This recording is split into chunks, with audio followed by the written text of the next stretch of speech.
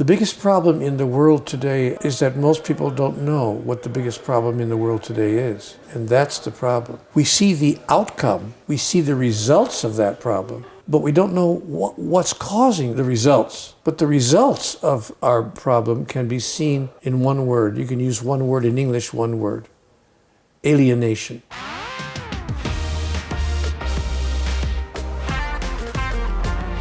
Ich habe heute eine ganz besondere Ehre. Ich habe einen ganz besonderen Gast. Ich werde in Deutsch beginnen, werde gleich aber Englisch sprechen, denn unser heutiger Gast ist Amerikaner. Das Interview ist ganz spontan hier heute in München zustande gekommen. Das macht mich wirklich unglaublich glücklich, weil ich vor einigen Jahren erstmalig sein Buch gelesen habe. Und ich bin nicht der Einzige, sondern viele, viele Millionen Menschen haben auch schon seine Bücher gelesen. Sein bekanntestes Werk ist die Trilogie und ich glaube, nachher kamen noch weitere Bände raus. Inzwischen sind es 37 Bücher, die in 37 verschiedenen Sprachen übersetzt wurden. 37 verschiedene Bücher, wohlgemerkt.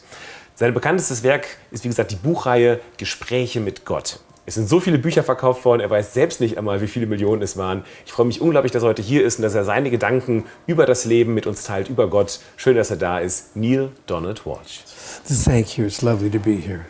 It's amazing to have you here.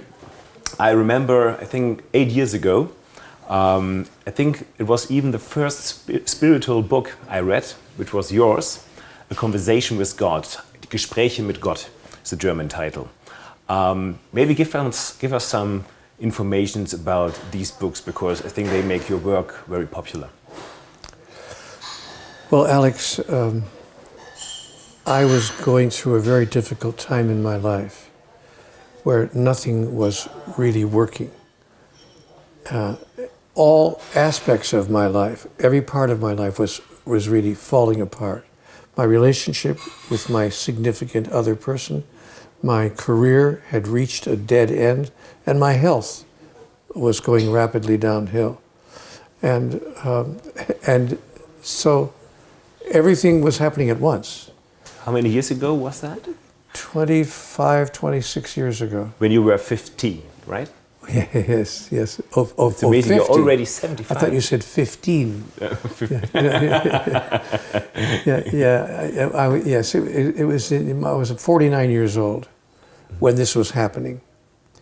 And I really, honestly, I was so angry with God because I thought I had done everything right. I had obeyed all the rules. I was a good boy. Well, more or less. You grew up in a religious family, is that right? Yes, I grew up in a Roman Catholic family. So, and I thought I was actually really, when I was a younger man, I thought I was going to become a priest because I was totally in love with the idea of God. And I was an altar boy, and the nuns, the sisters in my parish said, he has the calling. He's supposed to be a priest. So they went to my mother and they said, your son is supposed to be a priest. And I wanted to be a priest very, very much until I was 17 years old and somebody gave me a copy of Playboy magazine. Do you know that magazine? Which is not, I heard about it, it's an American magazine, right? Yes, and they have pictures of ladies with no clothes on. Huge picture. You open it up and they're called fold-outs. Did you hear that they start to put them close? Yes? Yes, they start with it. So I saw my first picture of a naked lady, and I thought, that's the end of the priesthood. We're not doing that. So, because I was more attracted to the other aspect of life. So I pretty much put religion aside at that point. And I let myself just live, a regular, normal life like anybody else. I was in broadcasting, radio and television. I wound up in newspaper work. I was an editor. I did all these things in the communication arts. But then my life began to fall apart, as I was saying. And I had a terrible automobile accident in which I broke my neck. And when most people break their neck, they die. Or at least they wind up paralyzed. But as it happened, I managed to escape with not too serious of an outcome. But it took me 2 years of rehabilitation, 2 years of healing, so that I could move through life again. And so I lost my job. I had lost my relationship. I had no income to speak of. And I was very angry with God.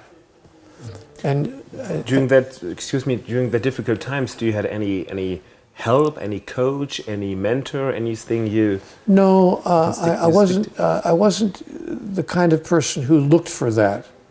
You know, I thought that seeing someone was a sign of weakness. You know, I was a man's man. Real men don't seek advice from mentors or counselors. So I didn't, you know, the only person I thought of maybe talking to was my father, but I was too embarrassed. So I wound up living on the street. It got so bad, my financial situation got so bad, that I wound up living on the sidewalk. In America, we call that a street person. And I was a street person living outside, sleeping outside, and with no income, begging people for anything, even a coin. And I lived that way for a year, not for a week or a month, but for a whole year. And it was a very interesting education. It was worth 4 years of college because I learned a lot about life, living outside on the sidewalk, walking up to people and begging, do you have anything you could spare? Some people would ignore you. Some people would become actually angry. They would say, oh, go get a job, go get a job. And every so often a person would have compassion. And they would actually, every so often, maybe twice a week, somebody would actually give you some folding money, actual paper money. They'd reach into their pocket and say, here, pal, good luck to you. And that would make you stop and cry in the middle of the street that somebody would do that. But I became so angry. May I ask you what's the biggest learning you had during that time? Because you said this was like 4 years on college. I learned that I need nothing physical to survive and be happy. I thought I needed certain things to be happy. A nice lady, a nice house, a nice car, a nice income, nice clothes, whatever I thought I needed to be happy. And I had none of those things. None. I had one pair of jeans, 2 shirts. That's all I had in a backpack. And so I learned how little of the physical world I need to be happy. And it was a very important lesson. But have you been happy during that time? Because it sounds like... No, toward the end I was, because at first I thought, what has my life come to? With all my talent, with all my brains, because I'm a brilliant human being, incredibly talented, as you can tell. Are we getting the humor here? So anyway, I was very angry. But after, toward the end of that year, I could see, wait a minute, this is a blessing in disguise, because it has taught me what is really important in life. And it's not what I thought was important. So I stepped away from my desire for any of those things. And I realized that what was really important to me was having a deep understanding of myself, my true identity, my real essence of who I am. I became very angry with God too during this time, and that's how I began having my conversation with God, because I started one night writing a very angry letter. You know, there happened to be a tablet, a yellow legal pad, on the coffee table in front of me. When I finally got off the street, I got a little part-time job somewhere, and I finally got myself off the street into a tiny little apartment, but it was enough for me because I was alone. And I had a tablet on the table, and I woke up one night at 4:30 in the morning, and I began writing a very angry letter to God. Dear God, what does it take to make life work? And what have I done to deserve a life of such endless struggle? Somebody tell me the rules. I'll play the game. Just tell me the rules. Give me the rule book. And after you give me the rules, don't change them. Because my experience is that life's rules were changing every other week. It was another rule, another way. So I became very angry with God. It was at that point that I heard God's voice for the first time. She said, Neale, do you really want answers to these questions? Or are you just getting it off your chest, just venting? Because if you really want answers, if you're not just blowing off steam, but you really want to know, I can give you answers to those questions. How was your first experience hearing that voice? Can you give us more? I thought it was 4:30 in the morning. I thought there was someone in the room. It was maybe my imagination, but I thought I could have sworn I heard a voice over my right shoulder. I turned around, and there was no one there. And I thought, oh, great. Now not only am I broke and I'm sitting here with no job, and now I'm going crazy. I'm hearing voices. Terrific. Now I was really angry. But almost in the next moment, the feeling that I had was one of great inner peace, inner serenity. I want to say deep joy. The kind of joy that you almost start to cry. Have you ever cried for happiness? You ever had tears of happiness? This is what I felt, tears of happiness. I sat there and I thought, something is happening here. And so I began to write down the answers to the questions that I had asked, the answers that were coming to me now in my mind. And the voice began to sound like the voice of my own thoughts, almost a voiceless voice, my own thoughts coming. But I wrote down everything that I was thinking. And of course, the answers made me ask other questions. So then before I knew it, I was in a question-answer experience. How long have you done this? I was maybe half the night. It was 4:30 in the morning when it began. And it was until 10 o'clock or 11 o'clock in the morning. But then every night for 2 or 3 months, at 4:15 or 4:20 in the morning, I would awaken spontaneously with an urge to get back to the tablet, to keep on asking questions, and to keep on allowing myself to receive whatever answers I was being given. As very few of the answers made sense to me at that time. I mean, they were not answers I would expect to get. They were very unorthodox answers, very unusual answers. For instance, as one example, I remember when I received the answer, there's no such thing as the 10 Commandments. No such thing as the 10 Commandments? God said, no, who would I command? Everything is me. You are me. There's no separation between us. And there's no such thing as punishment. I would never punish you for anything. Would my right hand slap my left? Bad hand.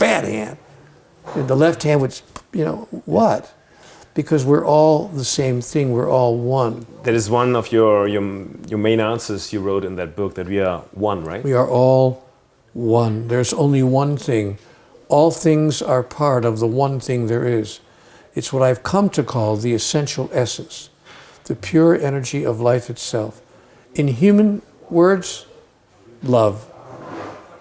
There's only love. Love is all there is.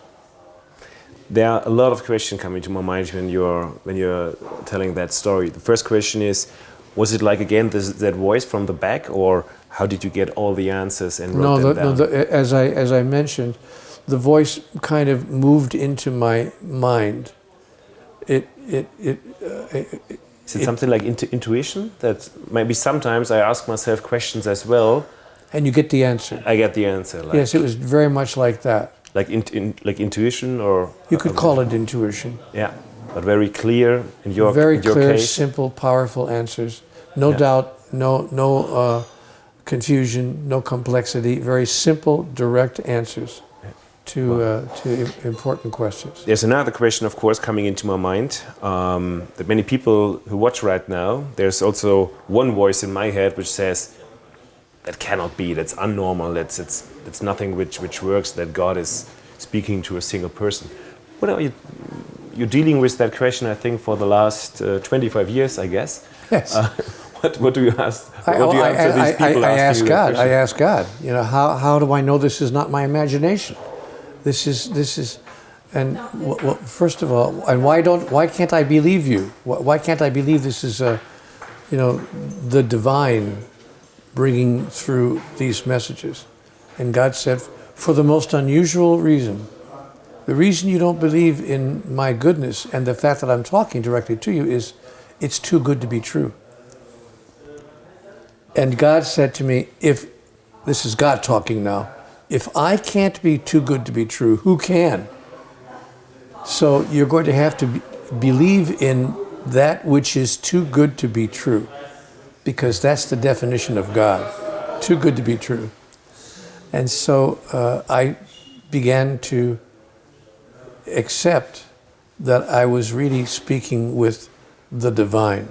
Now here's what I was taught and told in the first dialogue. God said to me, see, the difficulty is you think God's up there somewhere or outside somewhere, but God is the source of wisdom and clarity that exists inside every human being. So every human being has the ability to speak with and interact with wisdom and clarity that exists within all of us, that I call God. Wow. Another question which comes up, the last 25 years, you really, is a modern language, you would say, disrupt a lot. Like, it's really such a big message you brought out with these books that really, like, for example, that the church really is not happy with that messages, because really you demystify a lot of the past which were taught for thousands of years. How do you deal with that many people don't really like the messages? It's okay with me, because I'm not trying to convince anyone of anything. I have no need to convince anyone of anything. So if a person disagrees with me, if the only thing that my books have done is take people back to their own faith, that's enough. That's the purpose of all art, whether it's literature, painting, music, dance. The purpose of every artistic expression, and books, of course, are artistic expressions. The purpose of every artistic expression is to return a person to their own truth, to give a person back to themselves. They can reclaim their most sacred beliefs. If my books have done nothing but take people back to their most sacred beliefs, that's enough. And you know what? I actually had a minister write me a letter and tell me that. He actually said to me, I can't say that I agree with very much of what's in your books, but thank you for writing them, because they brought me back to what I really believe by simply seeing the opposite. And I wrote him a letter back. I said, good, thank you for writing me that letter. So now we can be in agreement that something of value has come of these books, even if we don't agree on what the value is, whether on the point of view. So I think that it's important for us to see that it's not necessary to agree with someone in order to get something of value from them. So I don't have any problem with people who disagree with me. I only ask them one question. Are you happy? If you're happy, believe what you believe. Don't let me change your mind. But if part of how you imagine God to be has caused you to be confused or unhappy or to wonder, then, and if you want something more metaphysical, then maybe you want to read this book and see if you find anything of value there. Well, it turns out that millions of people have. And when millions of people find something of value in what you've brought through, then that is a sign to me that perhaps it's not so bad after all. In my opinion, our biggest goal as a human being is to find more connection to your inner self, to your inner power, to your potential, and get it, make it more free, get it out. Or as other people would say, find your inner voice, find the connection to God or whatever. First question, first of all, do you agree? And if so, what's the way to get more connection to yourself, to that power, to that potential?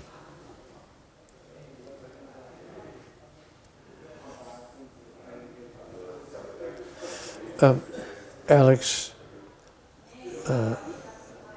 we need to ask a question before that question. See, what is the purpose of life? When people talk about get in touch with their potential and get in touch with their true inner self and all of this, but I want to say why. So they can get the guy, get the girl, get the car, get the job, get the house, get the money, get the income, get the clothes, Is that why? So they can lead a better life? But what if life had nothing to do with any of that? What if none of that was important or had anything to do with why we're here? See, the average person has to answer a powerful question. Who am I? Am I a physical entity? Basically just a physical mammal, like a dolphin or a whale or a bird in the sky or a fish in the sea? More complex, more sophisticated, fair enough. But in the end, just a physical entity? Is that who I am? I'm born, I live, I die, and that's the end of it? Or is it possible that I'm a spiritual entity that has a physical body and has a mind, but I'm not my body. My body is something that I have, it's not something that I am. Is it possible that I'm actually a spiritual entity currently experiencing life on the planet Earth? If that's possible, and in my world that's exactly what's happening, then all of my priorities change. My priorities have nothing to do with get the guy, get the girl, get the car, get the job, get the house, get the money, get the income, get the clothes, nothing to do with any of that. So when we talk about getting in touch with our potential for what? Our potential to make $1 million? Our potential to be the most popular person in the room? Our potential for what? But if I see my journey as a spiritual journey, then my agenda is totally different. My agenda is to evolve and to become the next grandest version of the greatest vision ever I held about who I am.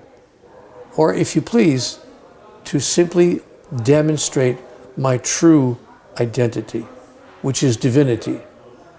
If my intention is to demonstrate divinity, I can get in touch with that potential by simply having conversations with God every day, every hour of every day. But isn't that the true potential we have inside of us? Yes, but most people don't think of it in those terms. I agree with you. That is the true potential we have inside of us. But if you walk down the street at a shopping center and ask 100 people, what is the true potential inside of you? Maybe 4 out of 100 would say, to experience divinity. The rest would say, to live a good life. I have a potential to earn a lot of money. I've got a lot of talent. I have a lot of gifts to get, so forth. And they would, very few of them would frame their potential inside of the parameters that you and I have just discussed. But here's what's interesting. When a person moves into that agenda to express and experience the highest part of themselves, the part of themselves that really is divine, all the other things come in automatically. All the things you wanted. The guy, the girl, the car, the job, the house, the income, it all comes in without any effort whatsoever. Did you find a good path, a good route, how to get to your divinity, or how to find it? Yeah, I have conversations with God. That's how I got to my divinity. But is there a path for somebody, or for everybody else? Is it the path that they speak to God as well? Is there a path? Is there a path you recommend other people how to get in touch to their divinity? Yes, the fastest way. I know the fastest way. The fastest way to help someone get in touch with their own divinity is to help another person get in touch with their divinity. Be the source of another person experiencing who they really are, and you will experience who you really are. That's why Conversations with God told us in book 1, 3 magic words. Be the source. So whatever experience you want in your own life, cause another person to have the experience in their life, and you will automatically have it, because what moves through you sticks to you. So that's the fastest way I know to get in touch with the divinity within me, is to assist you to get in touch with the divinity within you. And how we assist others to get in touch with the divinity within them is to see the divinity within them. To look at a person and say, I see you. I see the divinity in you all over the place. I see your kindness. I see your compassion. I see your gentleness. I see your wisdom.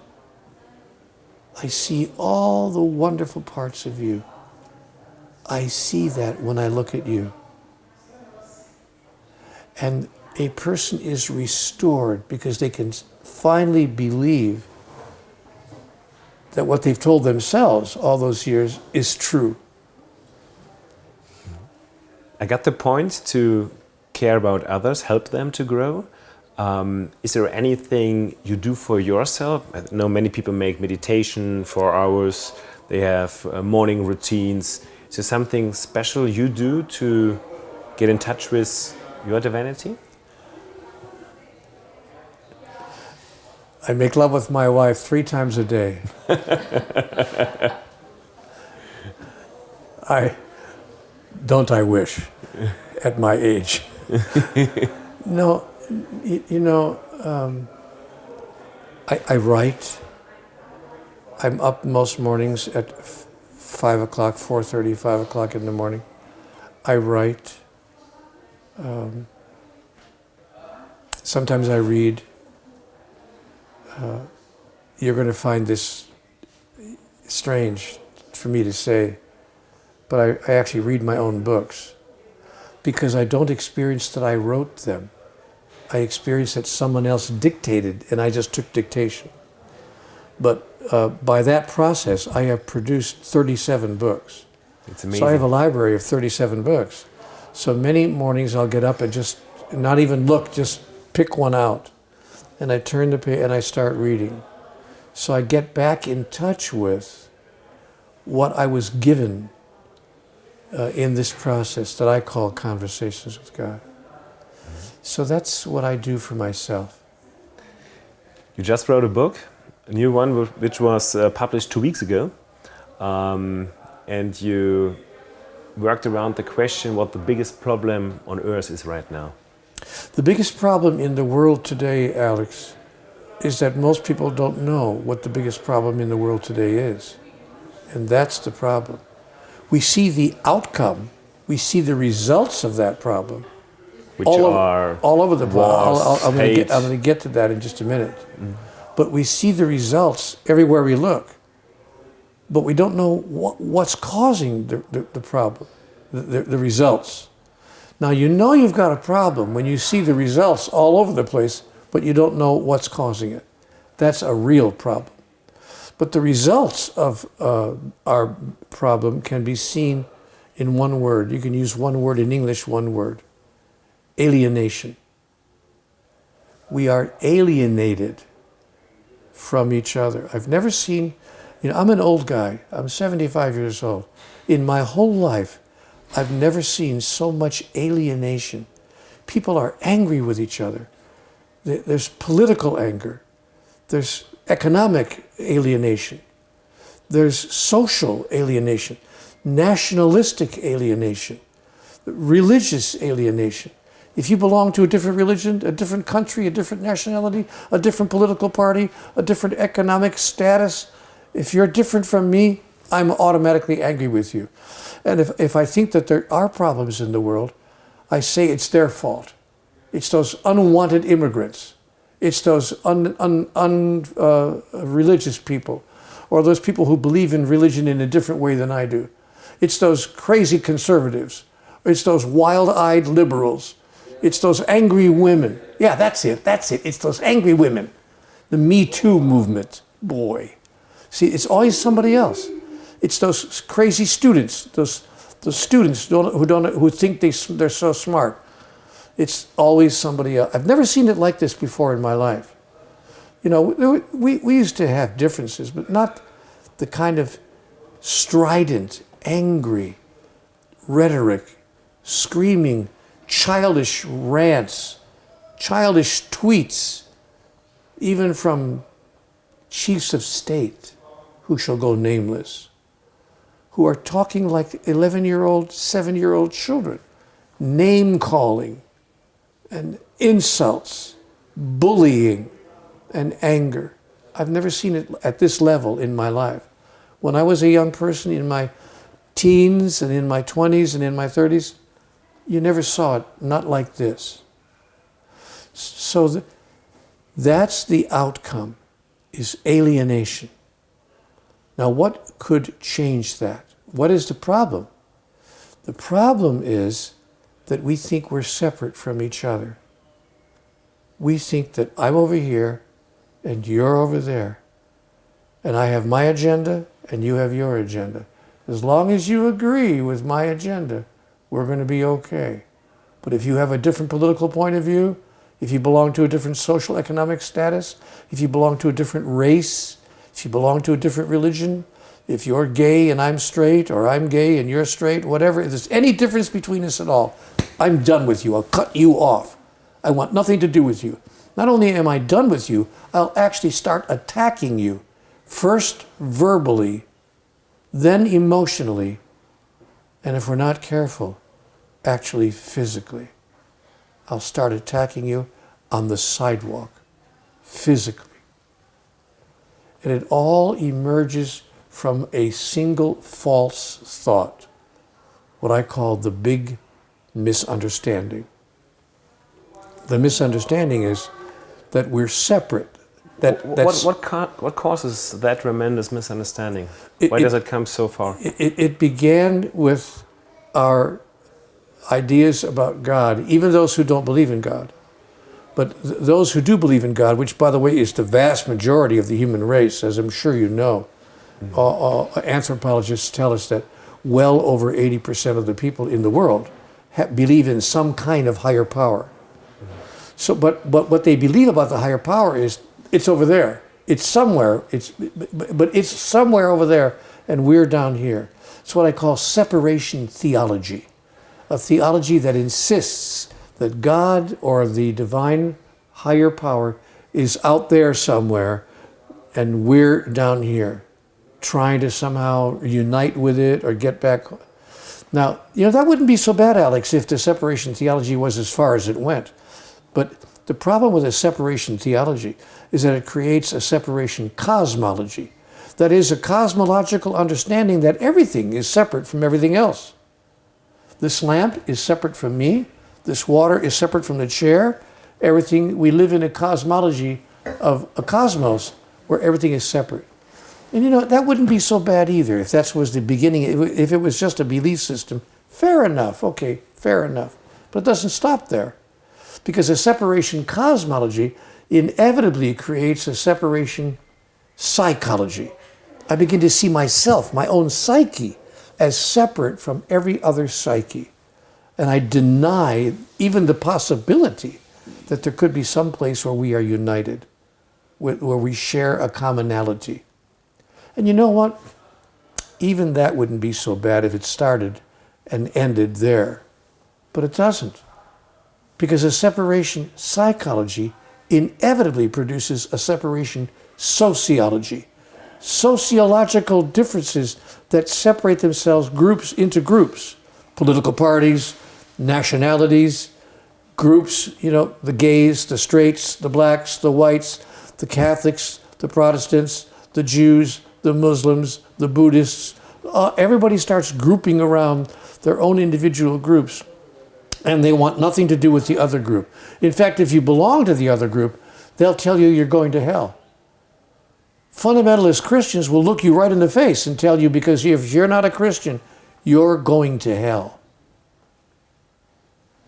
And you know what? Even that wouldn't be so bad if it were just a belief system. But the problem with a separation sociology is that it inevitably produces a separation pathology. Pathological behaviors of self-destruction. We're like guppies. We're like little fish that eat their own young. Pathological behaviors of self-destruction, evident throughout human history from the beginning of time. So we see that a separation theology creates a separation cosmology, which creates a separation psychology, which creates a separation sociology, which creates a separation pathology. That's what produces the outcome that you're seeing on the planet today. And what can change it? What can turn it around? A new idea, a new thought, a thought that could move us to a new place. That's why this is called the New Thought Movement. And the new idea is we are all one. I'm not just one with you. I'm one with the earth itself. I'm one with all of life. And dare I say it, I'm one with God. I am united with the divine. I'm not saying that I am God any more than a wave is the ocean. The wave wouldn't say I'm the ocean, but it would say I am a wave of the ocean. I arise from the ocean. I'm an expression of the ocean. I'm never separate from the ocean. I'm not other than the ocean. I am simply an individual expression, magnificent and glorious and beautiful, powerful expression, but never separate from the ocean. And when my individual expression is complete, I recede back into the ocean to arise again on another day. And so we are waves on the ocean of God. And if everyone understood that and saw themselves in that way and expressed themselves in that way, the world would change overnight. And here's what's interesting, Alex. This is not New Age philosophy. Every spiritual teacher from the beginning of time has told us the same thing for thousands of years. So the question isn't, to whom is God talking? The question is, who's listening? Why are so little listening? Thank you, Neale. My last question. You said that the best thing to help yourself is to help others, to serve others, to inspire others. You inspired millions, a lot of million people with your books, with your work, with your seminars. What is your vision from the future?